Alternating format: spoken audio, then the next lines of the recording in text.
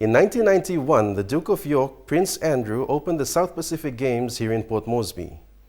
Despite having hosted the Games before in 1969, the 1991 Games was a benchmark set by Papua New Guinea, not just on the tracks and field, but in the successful all-round hosting of the Games. Here's a reminder of the 1991 South Pacific Games.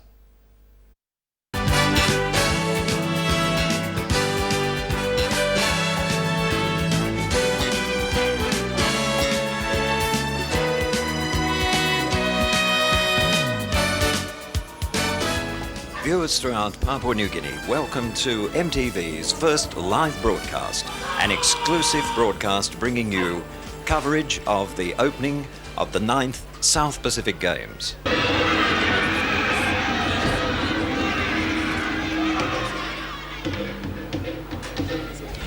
The Motu Koita people are now performing a traditional welcoming dance directly in front of the royal party, advancing, retreating in warlike fashion with their spears, a most colourful and dramatic spectacle. The people in the stands are fascinated by this as the Duke of York stands immediately in front of the Motu Koita people. Prince Andrew with that famous smile as he moves across in front of the contingent from the Papua New Guinea Defence Force. He's accompanied there by Brigadier General Rockers Lockinup. And that's beautiful.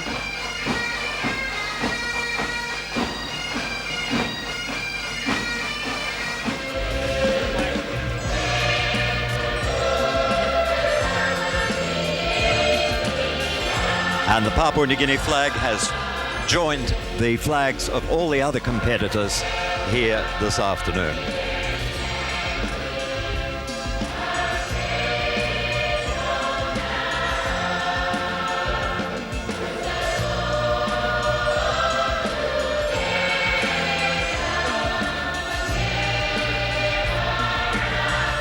There you can see the flags as the camera moves slowly across from right to left, directly opposite to us.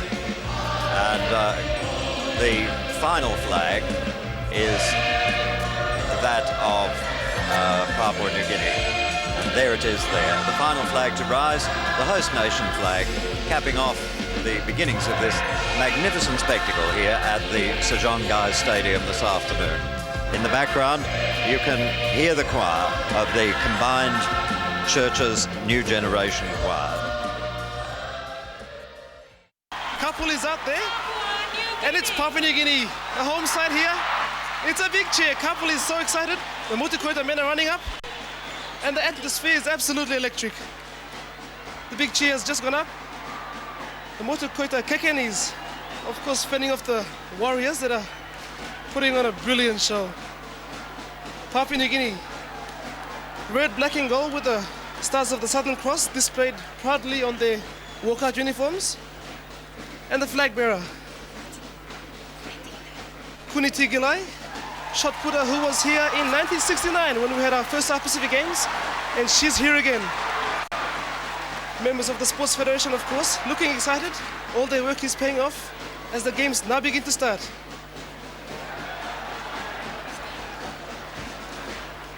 And Couple, the game's mascot, he knows what to do. He's turning the crowds on with his beautiful actions.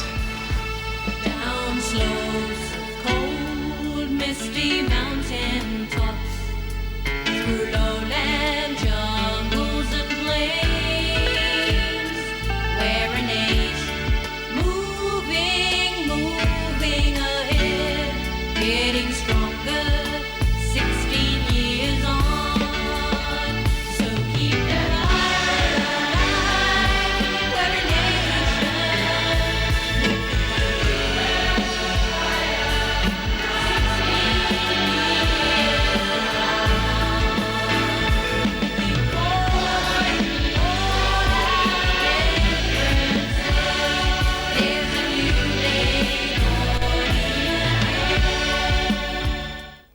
In just over 558 days, we will be playing host to the 2015 Pacific Games.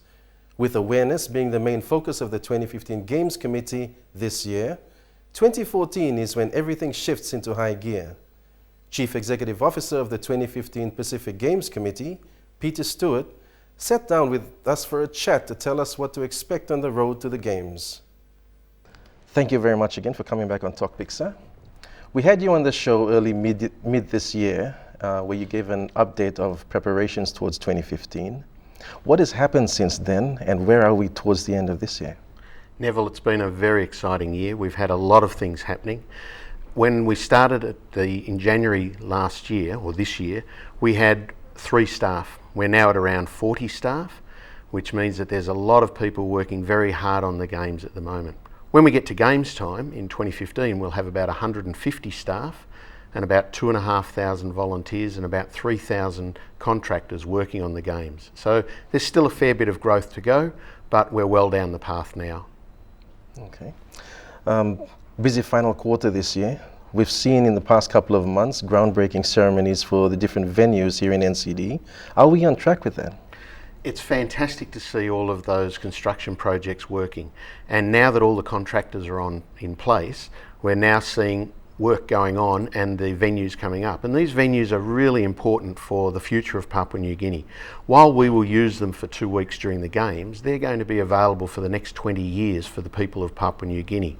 So these venues are going to leave a lasting legacy from the Games.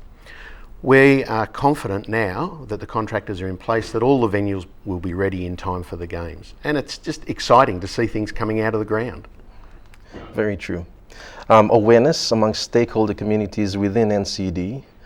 You've gone out and spoken to them, advised them of what their role will be during the Games, in the lead up to the Games and during the Games. What kind of reaction have you received from them? Look, Neville, we have been unbelievably received in all of the places that we've gone, and it's not just in Port Moresby. We're trying to make people understand that these games are for everybody in Papua New Guinea. So we're talking to people about how they can get involved in the games, and there's a range of ways that will happen, whether it be as volunteers, whether it be as spectators, whether it be working for some of the contractors, but even just little things like making sure that the environment around Port Moresby is welcoming to the visitors who are going to come for the games, both the athletes and team officials, all of the visiting media, and many of the friends and family who are going to come along as well. We want to really showcase Papua New Guinea, and Port Moresby is going to be the jewel in the crown that does that. Positive developments with the face of the city. We've had developments this year that is with the Buai ban and all of that, and the city's looking a lot cleaner. Are you happy with that? Oh, look, I've had many discussions with NCDC and the Governor, and everybody is keen to make Port Moresby a real showcase for Papua New Guinea. And we've seen a marked improvement over the last 12 months. It's become very much cleaner. It's become very much more civic pride. We're seeing people proud to say that they live in Port Moresby, and that's really important, because when our visitors come, we want not only for it to be a good-looking city, but we also want the public to be friendly and welcoming. We want people to be able to say, I'm pleased that these games are here in Port Moresby, I'm pleased they're here in Papua New Guinea, and I'm pleased to be showing what a wonderful place we live in. So national pride is obviously at the end of all of this and in the lead up to 2015. Are we harnessing that, and how can we build on it? It's a very difficult thing to do. It's something that everybody needs to get involved in themselves. These games are an opportunity for us to show the rest of the world what a fantastic place Papua New Guinea is. But that can only happen if the community get behind the event. If the community are proud about what we're doing, and if the community are proud about showcasing Papua New Guinea to the rest of the world. So I would encourage everybody to do their little bit, to have a look around them and say, how can I make a contribution to these games? How can I make sure that where I live is not only good looking, but it's a nice place to live? And that comes to things like the way we behave, the way we treat our colleagues and our neighbours, the way that we show ourselves to the rest of the world. The world will be watching for these games, and we have one chance to show what a fantastic place Papua New Guinea is to live. 2014, 1 year to the Games, next in 2015. What can we expect? It's probably going to be the busiest year of all preparations. Neville, 2014 is huge. There are so many things that are going to happen during that period of time. We will have on February the 19th, we will be launching our mascot, which is being secretly held under wraps at the moment, but everyone will be excited when the mascot is shown to everyone. Coinciding with that, we will be doing our 500 Days to Go celebration. So I know 500 days sounds like a long time. I can assure you it's not. And all of the delivery agencies, ourselves and government and our partners, we're working furiously to make sure that everything's ready in time for the Games. But also in 2014, there'll be a lot of focus on Papua New Guinea from our colleagues in the rest of the Pacific. In February, late February, we'll be having all of our technical delegates from all of the sports coming and visiting Port Moresby, and they'll be looking at the venues and having a look to see how we're progressing. They'll be talking with the sports team and finding out, are we on track? Have we got the things in place that we need to do, making sure that the equipment that we need to deliver the Games is in place. And they'll be providing us with advice as to how we can make sure that we deliver these Games in a world-class manner so that it's comparable to any other multi-sport event anywhere else around the world. Then later on in the year, we'll be having the launch of our volunteer program. And we, as I said, need around about 2,500 volunteers to help these Games to work. So probably around September, we'll be launching that program, and we'll be encouraging people to become volunteers and to support the Games by committing some of their time and some of their effort to assist with the delivery of the Games.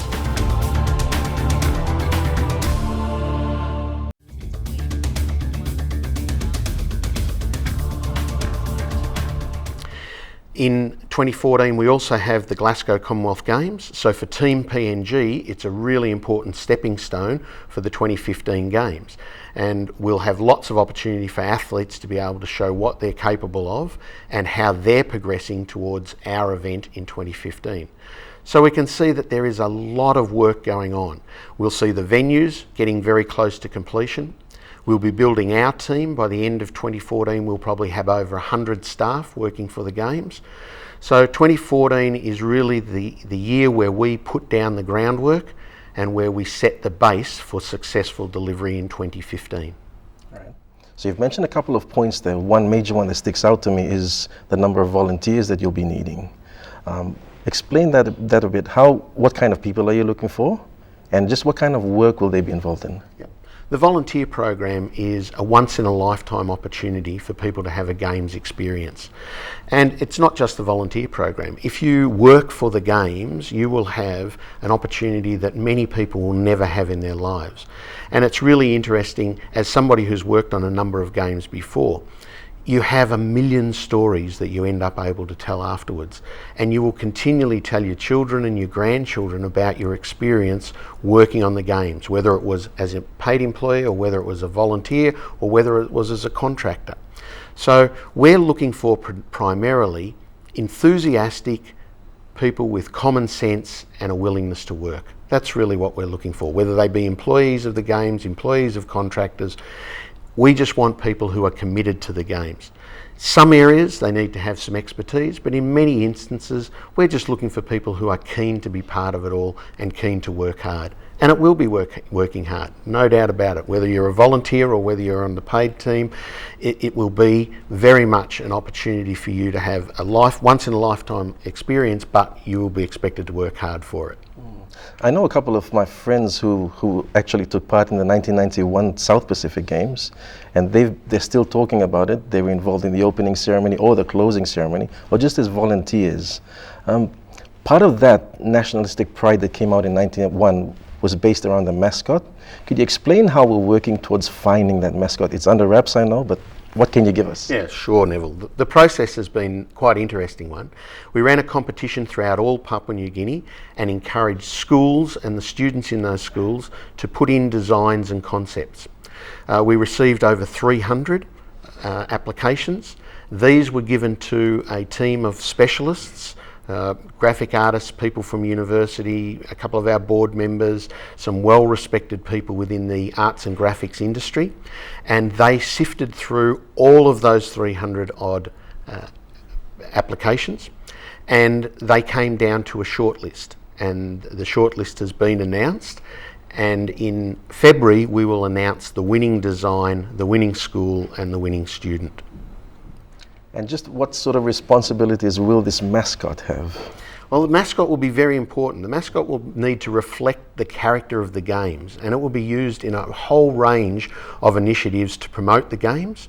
One of the things that we're planning to do is to go to all of the major cultural shows during 2014. The mascot will visit there, so it will be an opportunity for children and adults and their families to meet the mascot.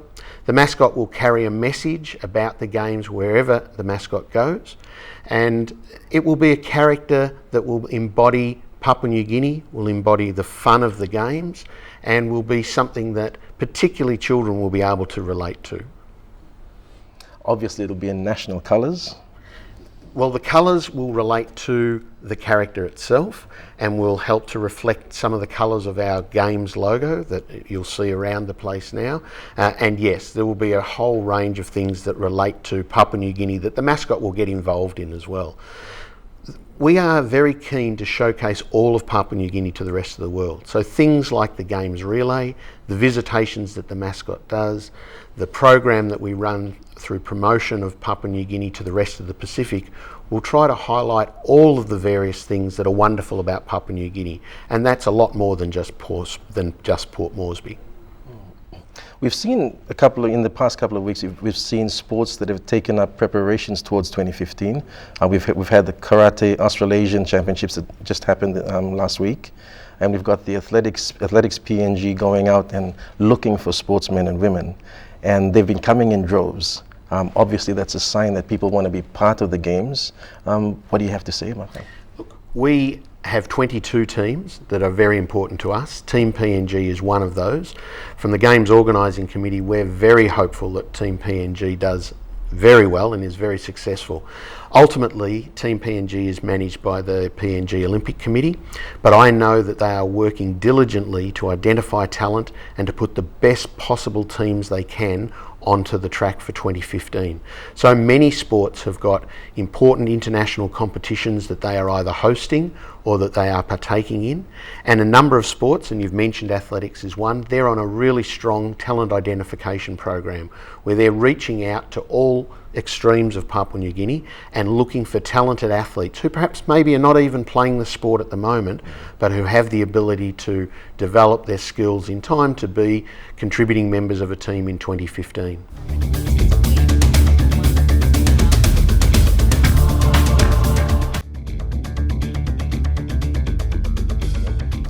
With regards to, we're going back to national pride again. 1991 taught us and showed the country what it's like to just forget everything, focus on one idea and one ideal, and to triumph that ideal. We need to bring that back for 2015.